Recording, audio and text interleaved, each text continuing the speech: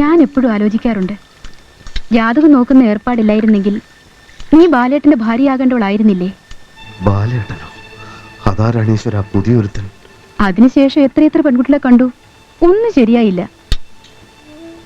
മൂപ്പരാകെ ഫെറ്റപ്പായിരിക്കുക. ഇവളെ കല്യാണം കഴിക്കാൻ പറ്റാത്തത് കൊണ്ടായിരിക്കും. അല്ലെങ്കിൽ എന്തിനു ഫെറ്റപ്പാവണം? ബാലേട്ടൻ നിന്നെ എപ്പോഴും അന്വേഷിക്കാറുണ്ട്.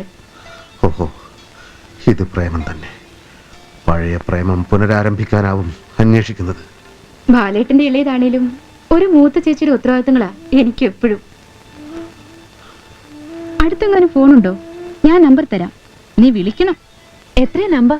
24302. നീ ഇവിടെ എത്തിയത് വലിയ രക്ഷയായി.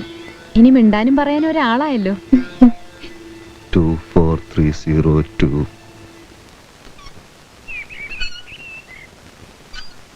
പഴയതാണെങ്കിലും വീടിന് മൊത്തത്തിലൊരു ഭംഗിയൊക്കെ ഉണ്ട്. ഒരു വിക്ടോറിയൻ ഛായ. ശോഭ എന്നിൽ നിന്ന് എല്ലാം മറച്ചു വെച്ചു. അവൾ മറ്റൊരുത്തന്റെ കാമുകയായിരുന്നു. ആ ബന്ധത്തിന്റെ എന്തെങ്കിലും തെളിവുകൾ കാണാതിരിക്കില്ലല്ലോ.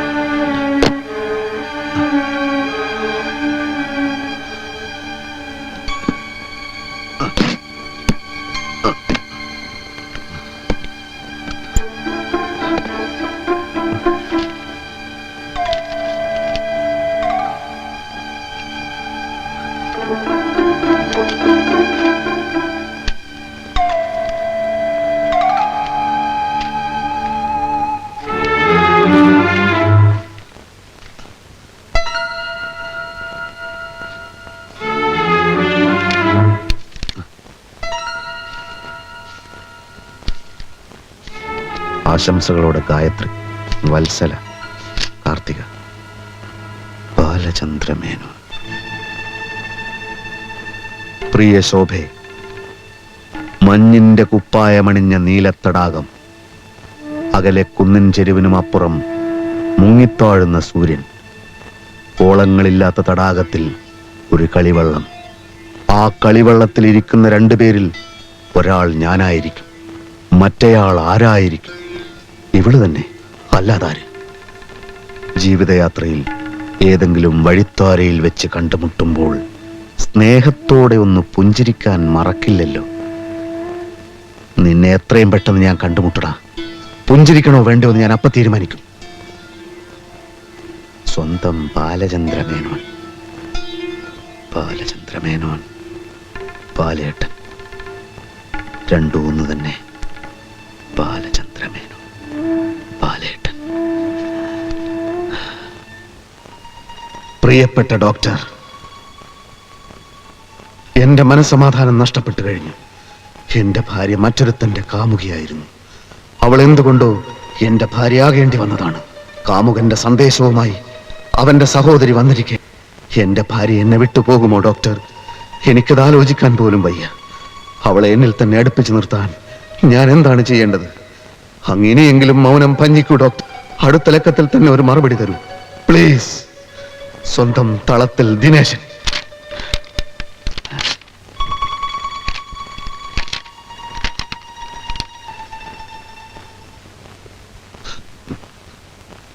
അയ്യോ, സരള പോയല്ലോ. എപ്പോഴാ വന്നത്? ഞാൻ അറിഞ്ഞില്ലല്ലോ. നീ അറിഞ്ഞില്ല, പക്ഷേ ഞാൻ അറിഞ്ഞു. എല്ലാം ഞാൻ അറിഞ്ഞു. നീയും അറിയാനിരിക്കുന്നു. Well done girl, well done, well done.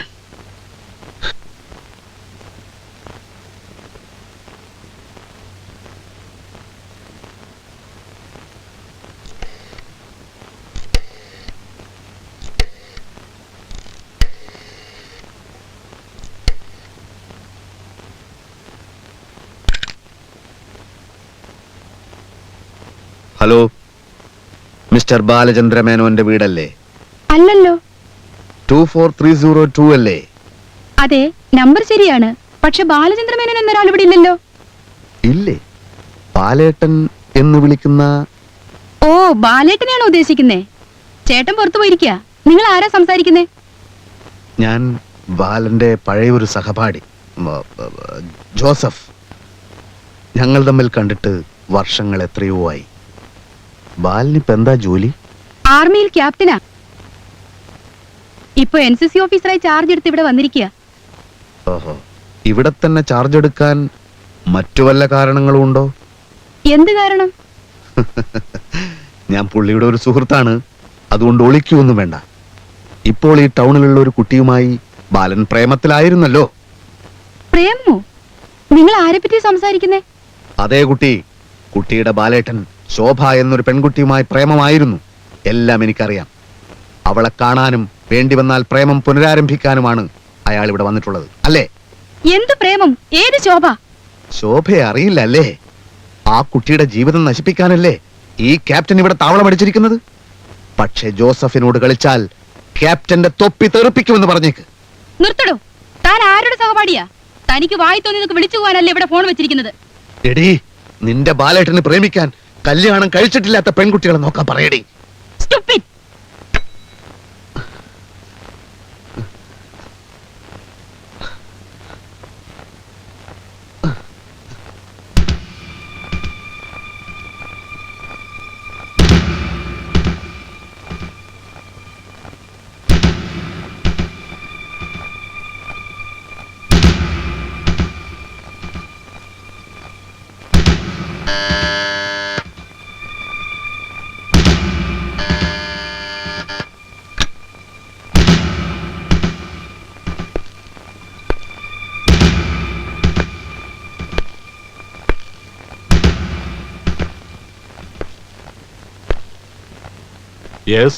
ശല്യപ്പെടുത്തേണ്ടി വന്നതിൽ ക്ഷമിക്കണം.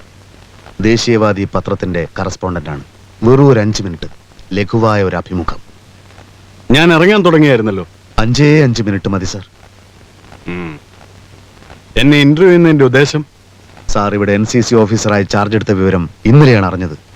ജീവൻ തൃണവൽഗണിച്ചും രാജ്യസേവനത്തിനിറങ്ങുന്ന പട്ടാളക്കാരെ പറ്റി ദേശീയവാദി എന്നും എഴുതാറുണ്ട്. ഞങ്ങളുടെ ഒരു പോളിസിയാണത്. Oh, I see. Please come in. Thank you sir.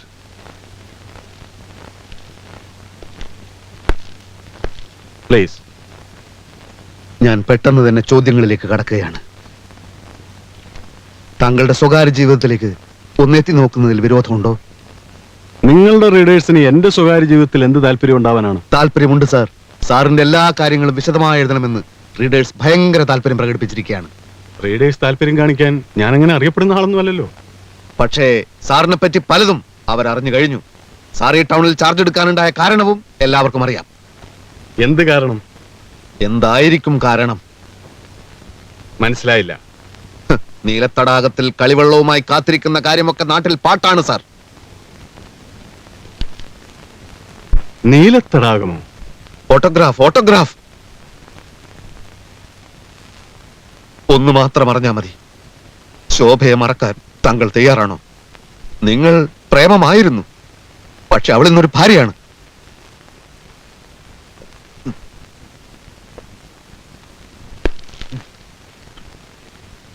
നിങ്ങളാണോ എന്റെ പെങ്ങൾക്ക് ഫോൺ ചെയ്ത് ജോസഫ്?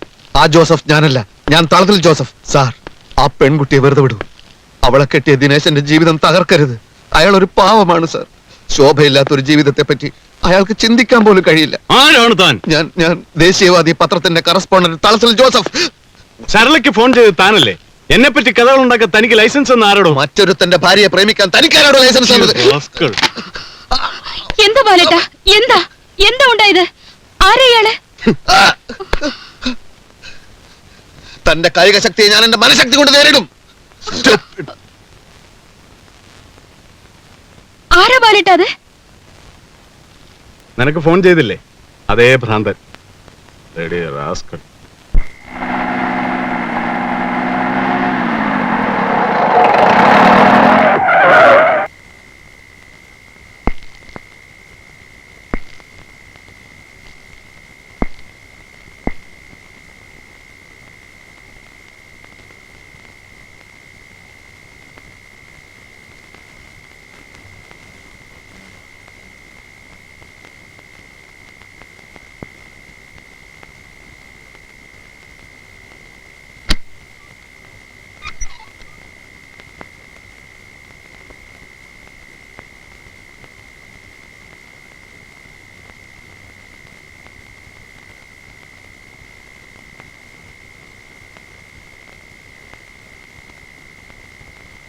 എന്നെ ഈ മനുഷ്യന്റെ കൂടെ ജീവിക്കാൻ വിട്ടിട്ട് ബാലചന്ദ്രമേനോൻ ചേട്ടൻ ഇത്രയും കാലം എവിടെയായിരുന്നു?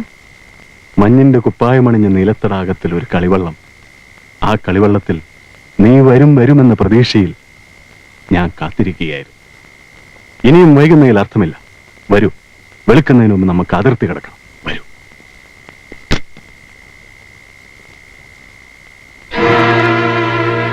എന്റെ ശോഭയെ കൊണ്ടുപോകല്ലേ. എനിക്ക് മറ്റാരുമില്ല. എനിക്ക് എന്റെ ശോഭയെ വേണം. എനിക്ക് എന്റെ ശോഭയെ വേണം.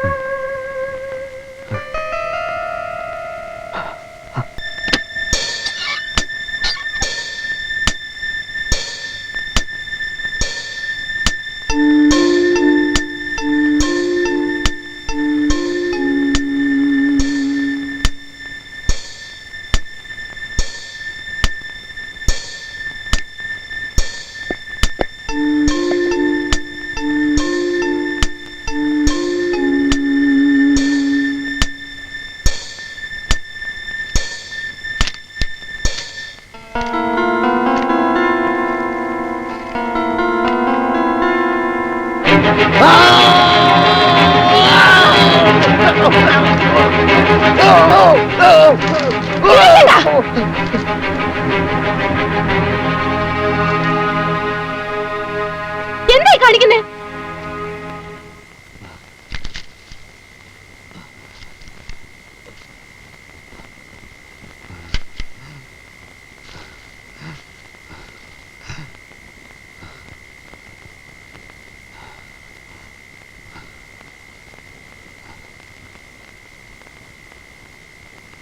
ഞാൻ അവനെ പിടിച്ചതായിരുന്നു. രക്ഷപ്പെട്ടു കളഞ്ഞു.